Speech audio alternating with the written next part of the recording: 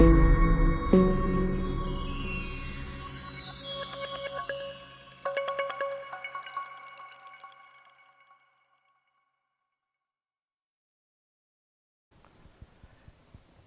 as we read in John 1:1,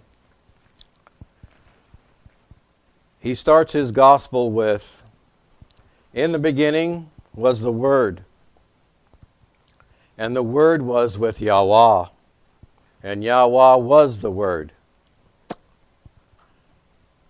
So we ask a question. What Word was John talking about? Again, in the beginning was the Word, and the Word was with Yahweh, and Yahweh was the Word.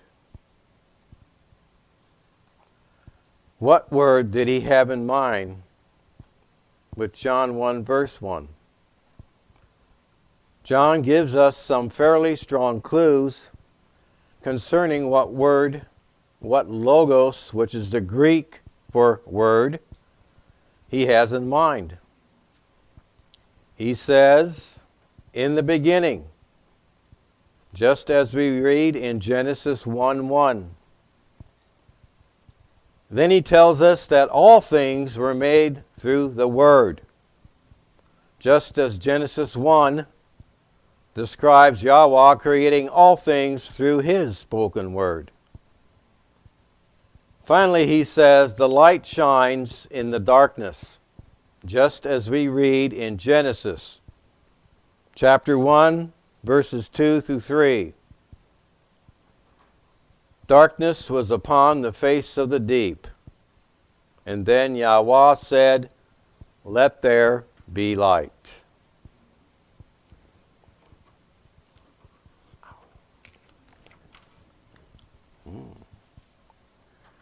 It seems fairly clear, or pretty clear, that John is telling us the word he has in mind is the same word by which Yahweh created all things in Genesis.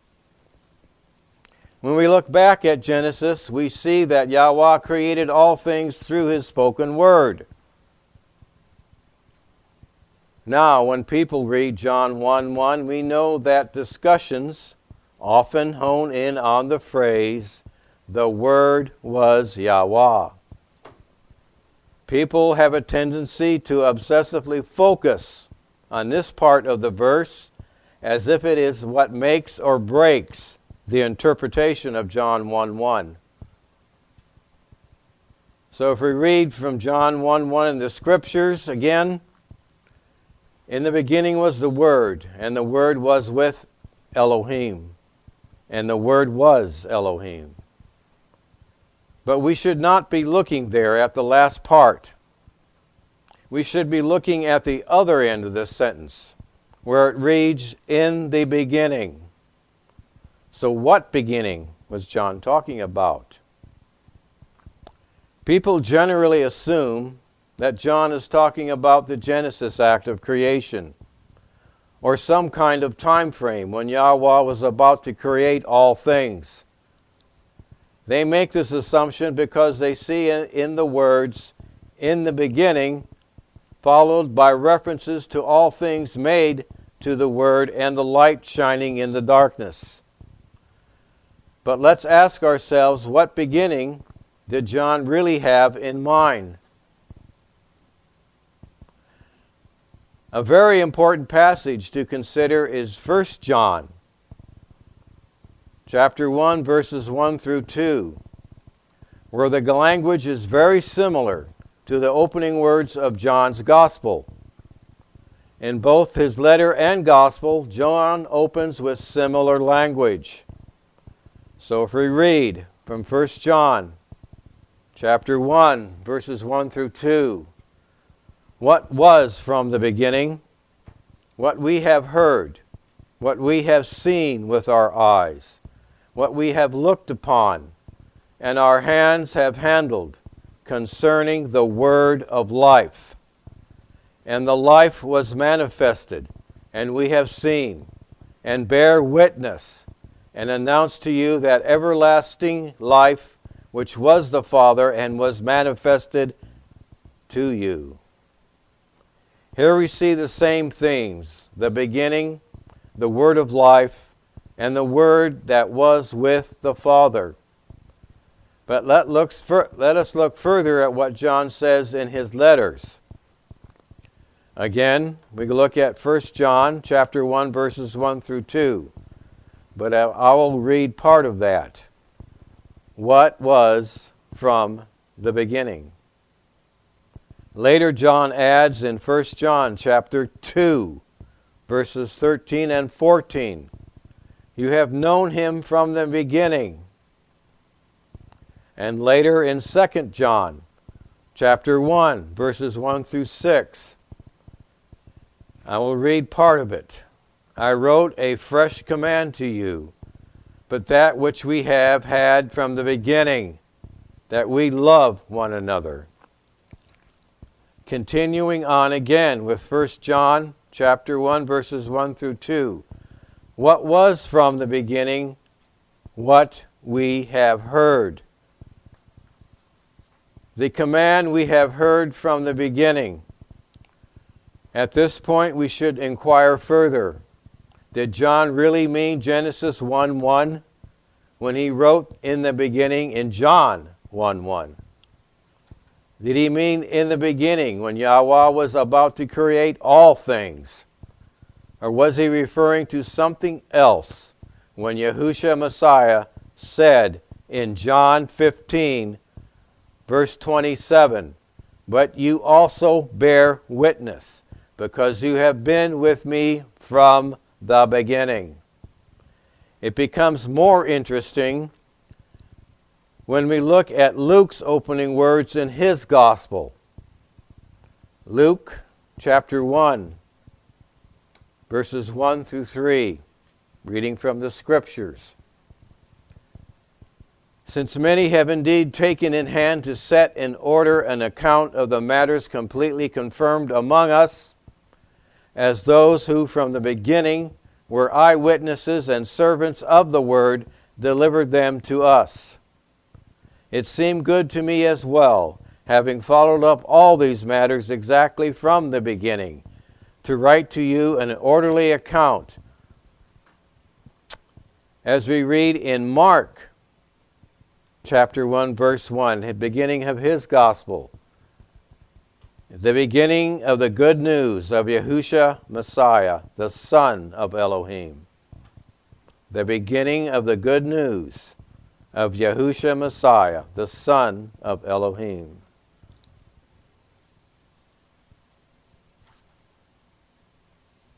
The beginning of the Besorah of Yahushua HaMashiach, the Son of Elohim. Everything that we have looked at so far points to the beginning of the gospel. All the gospels start out with talking about the beginning. In Luke, in Mark, and in John. The good news that John the Baptist came preaching. When Yahushua was baptized by John, he began proclaiming the good news of the kingdom. This passage from Mark 1:1 aligns with the prologue of John 1:1. Again, from the Scriptures, in the beginning was the Word. In Mark 1:1, the beginning of the good news of Yahushua Messiah. It gets even more interesting when we examine the Hebrew language. The Hebrew word for proclaiming good news is Besorah. The Hebrew words for good news and flesh, go back.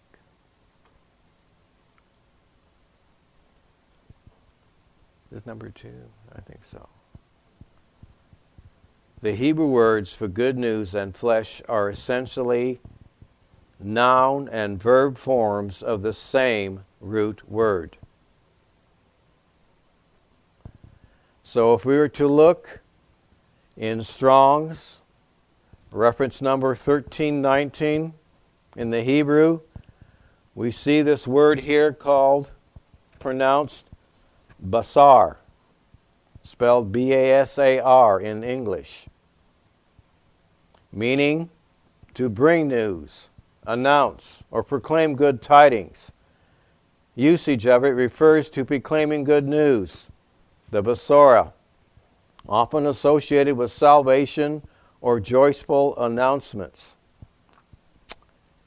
Again, the same word, pretty much the same spelling, the same three Hebrew letters, basar.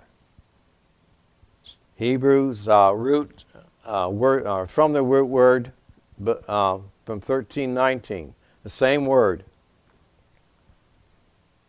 So if you look at the reference 1320, it says the meaning of it is flesh, body, or meat. Usage refers to the physical body or humanity in general. The connection between the two, between the same words, one being to bring the news, the other being flesh. The root basar serves as a foundation for both good news and flesh. In its verbal form, it means to bring good news or proclaim. So this is the verbal form of that word over here. In its noun form, it means flesh or the physical body. So we have the same Hebrew word. Depending if it's used as a noun or as a verb, it has totally different meaning. It is spelled exactly the same.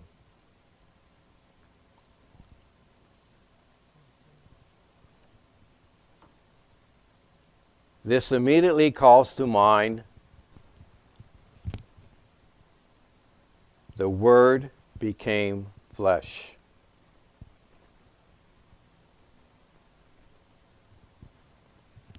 As we look here from Mark 1:1, the beginning of the good news of Yahushua Messiah.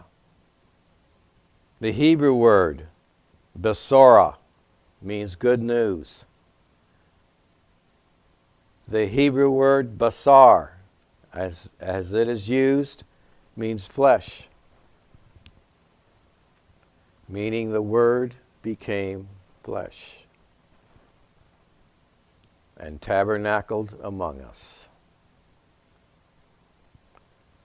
So we must honestly ask, what beginning did John have in mind when he wrote in 1:1 from John, "In the beginning was the Word"? Mark chapter 1 verse 1, his gospel starting, the beginning of the good news of Yahushua Messiah. Luke 1:1, the Word from the beginning. 1 John chapter 1 verse 1, the beginning, the Word of life.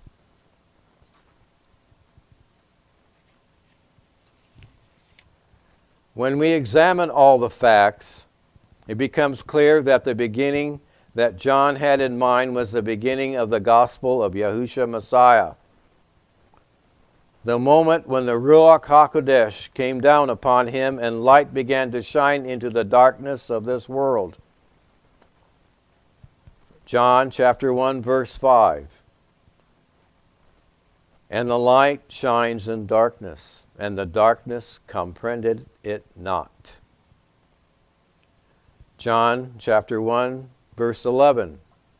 He came unto his own, and his own received him not.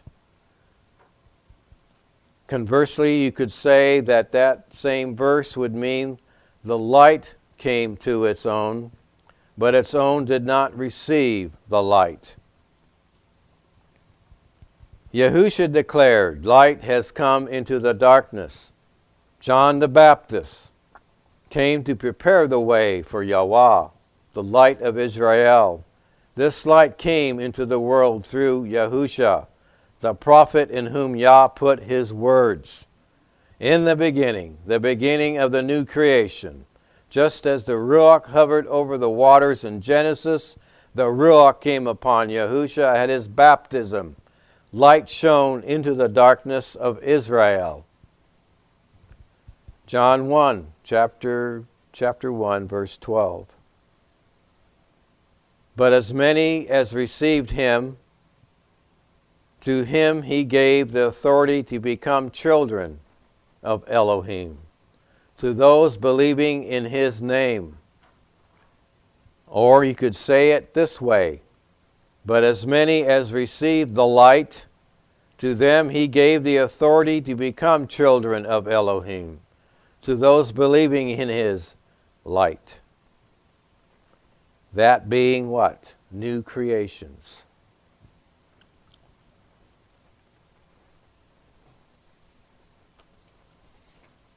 As we see here in this presentation slide here, we have the old creation and the new creation side by side.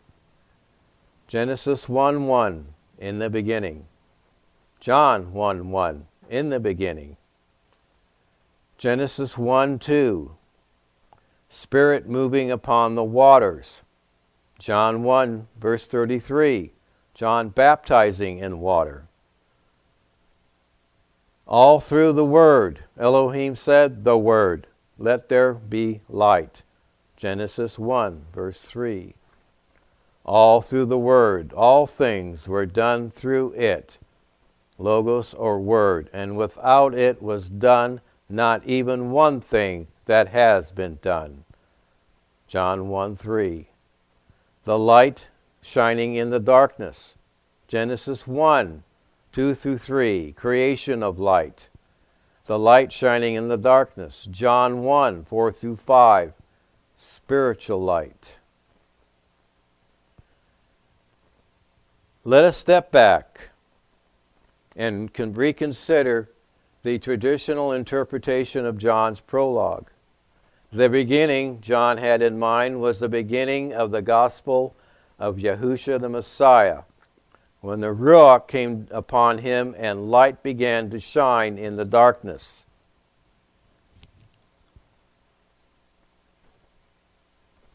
Question: